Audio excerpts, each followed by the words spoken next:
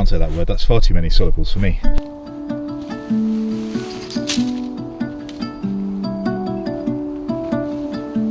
The Cocoa Nest hot tent instructions are actually stitched directly onto the packaging, so that is a great help. Alright, so the first little bag that we have here, I'm assuming is the pegs, and here we have a whole bunch, 1, 2, 3, 4, 5, 6, 7, 8, 9, 10, 11, 12 nice aluminium pegs there, so that's always good. Got our guy lines, and then in the next bag here we have 3 telescopic poles, and then the tent also breaks down into 2 sections. So you've got the main body of the tent, and then you've got this inner section of the tent, so your sort of inner fly tent, if you like, if you want to sleep and make sure the bugs don't get on you, and it's just one of you, then that's ample space. But because I'm going to be using the cot that they sent me as well, that doesn't fit in there or in any way, shape or form with the inner fly tent in. So for that reason, I'm not going to be using it, but I'll get it all up, I'll show you what it looks like, we'll take it out, and then we'll get the tent all set up ready for a little bit of glamping, shall we?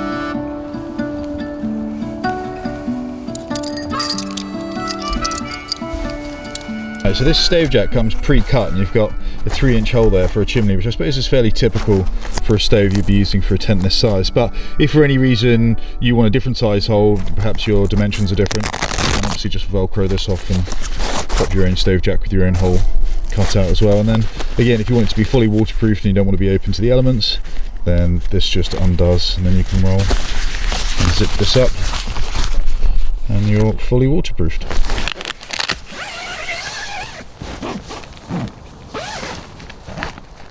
We reckon, mate? Got enough room in here for both of us? I reckon there's enough room in here for both of us. Look at that. Alright.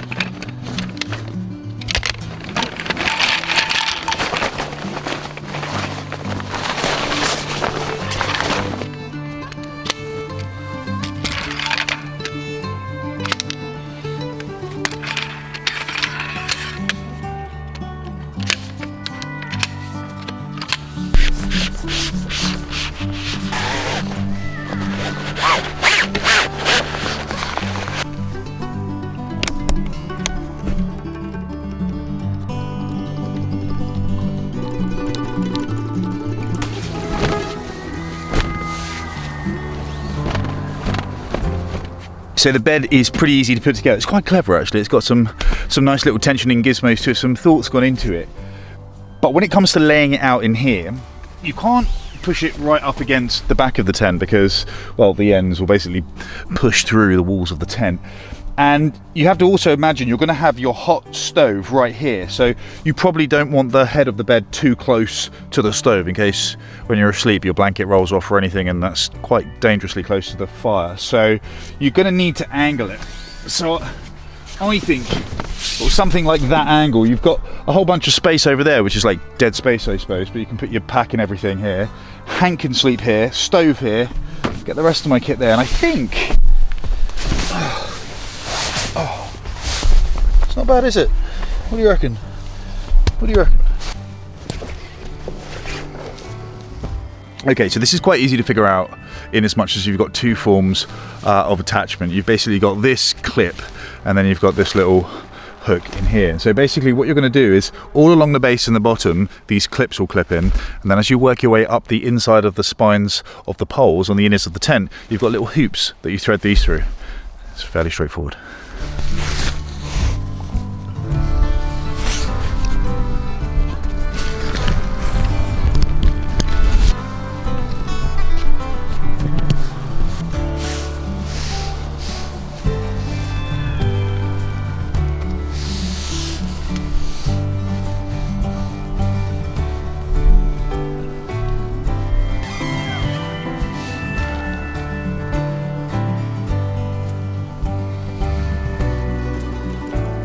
And so I'm now inside the fly tent, and you can see there's actually ample space here.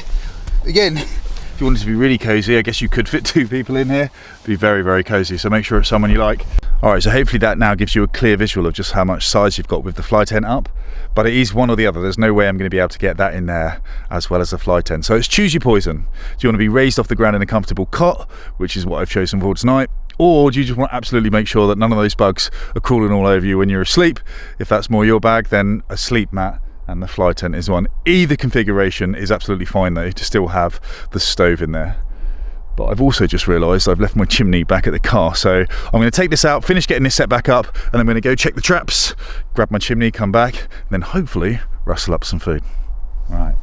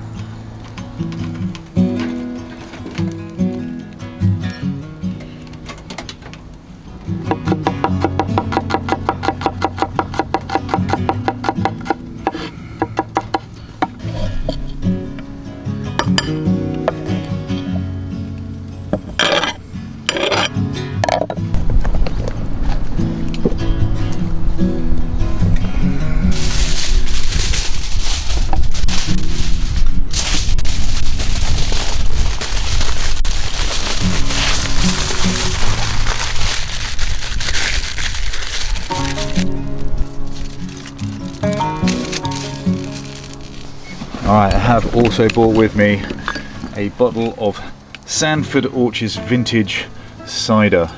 The General, they call this one. This is obviously for culinary reasons, you understand, for deglazing the pan once I finish cooking the squirrel, but just want to make sure it's up to par now, you see.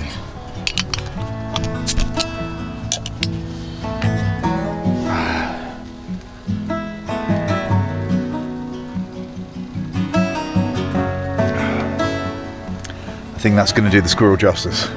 It's going to complement it perfectly. Okay, super.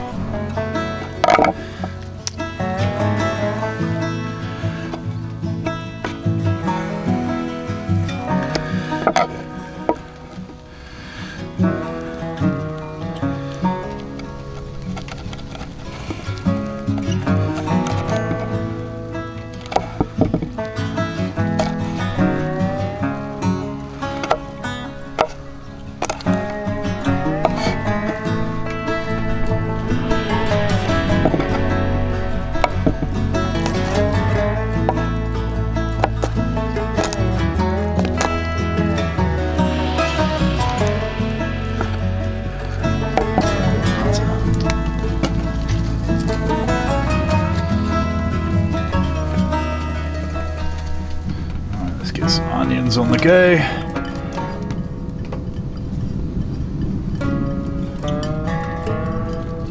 Just going to let those sweat off. A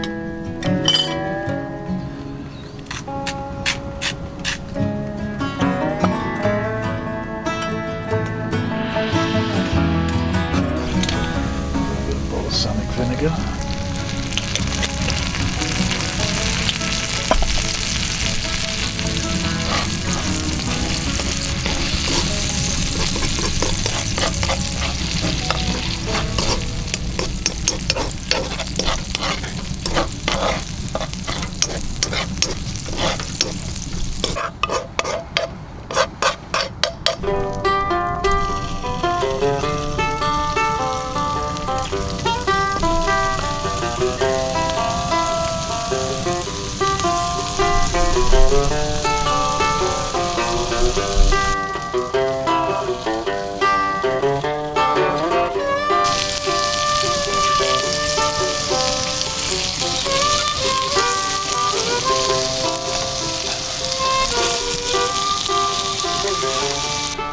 Garlic in.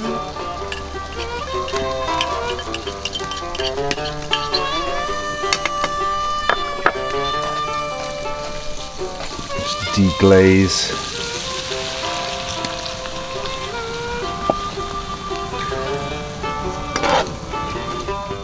Give that a couple of minutes. And then I'm going to let that reduce down for a couple of minutes. And I'll pop a lid on it, cook it out a little bit more, and we should almost be done. Alright, and while that finishes off, let's check on the sweet potato. That feels pretty much done. Wow, yeah. Oh yeah. Okay, beautiful. Alright, that is starting to smell amazing. This is all reducing down, the alcohol's cooking off. That garlic smells brilliant, that squirrel smells amazing.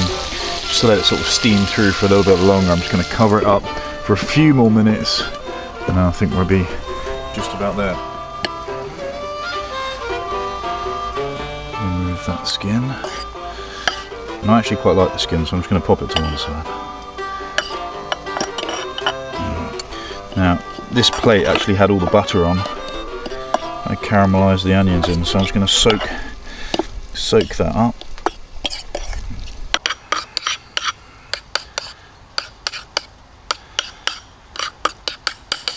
And I'm also going to just pop on a tiny little bit of pepper, a tiny little bit of salt, and just a tiny little bit of paprika.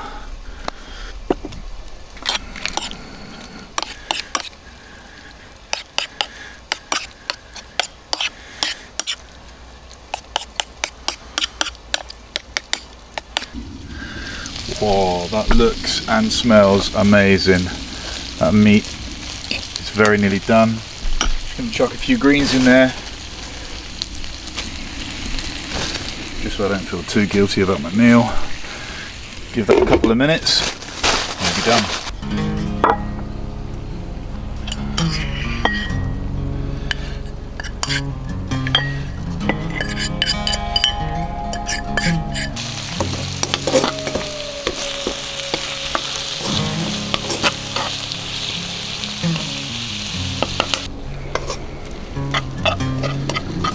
we have squirrel à la bouche.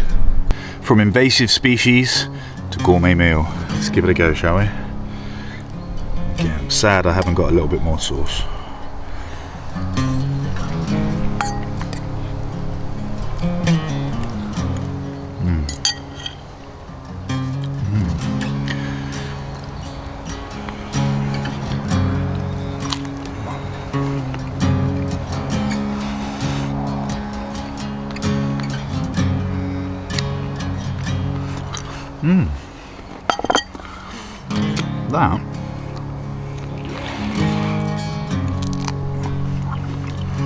That was pretty good, you know.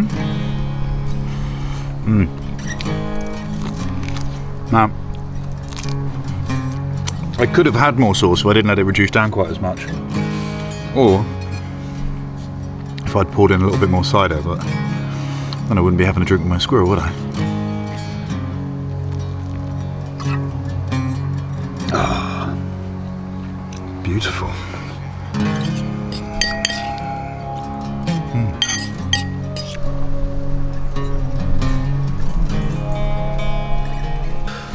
Oh, I am going to call that a success. I reduced the sauce down a little bit too much, that I was left with little more than a sticky glaze on the squirrel, but a delicious sticky glaze it was all the same, so I'm not going to be too harsh. But I just wanted to chat to you guys for a second about the comment sections on these videos, because as someone who's been really tested the last year or two with social media, not me personally, but just witnessing it and how toxic and divisive and just hateful the whole thing seems, I've been almost falling out of love with it a little bit. And then I come back to these videos and there's a whole load of people that are sharing their words of wisdom or their lessons, or saying, hey Dom, have you thought about doing it this way? That'll make it easier for you. And it's just a really lovely thing. It's just a very positive, mostly just wholesome exchange of ideas. The hive mind, I think of it, like we can all grow around a subject that we're all interested in together. And I just want to say, for those of you that take the time and do jump into the comments, thanks. It's awesome. And in regards to comments, there's a few of you as well that have jumped in the comments and said that, you know, whatever little misgivings or little adventures I'm having and the 10 or 20 minute video I put up, some of you have said that, you know, that video, that content has actually helped you in relation to things like mental health. And that is probably, out of all the feedback I've ever had, that's the one that hits the hardest, because I too have struggled throughout my life and been in some dark spots more times than I care to remember in the context of mental health, and everything you can think of. You know, I've thrown myself into boxing rings, I've sat in front of a shrink, I've cried my eyes out, I've self-medicated. Don't need to go too far down that rabbit hole. I'm sure most of you that know can draw a picture that's probably fairly close to accurate. And yeah, it's just very humbling to think that, you know, whatever it is that I'm doing for a day or two and put out there on YouTube, the idea that it really can just have a moment, you know, for 10 or 20 minutes where I can just alleviate that feeling of just darkness and misery for just a moment, that means the world. So thank you for letting me know, and I will endeavour to keep doing these as long as I can, and I'm glad it helps. And on the subject of mental health, I'm sure somebody right now, some animal rights activist, is typing away, about to go apoplectic in the comments about how I'm trapping my squirrels and that's not legal in the US. Just do me a favour, before you hit enter on that comment, yeah, you just scroll down to the description box, all the way to the very bottom. There's a disclaimer. Read it. Breathe. These videos are just for entertainment, alright? No squirrel was hurt in the making of this video. Right, on that bombshell, I think it's almost time to call it a day.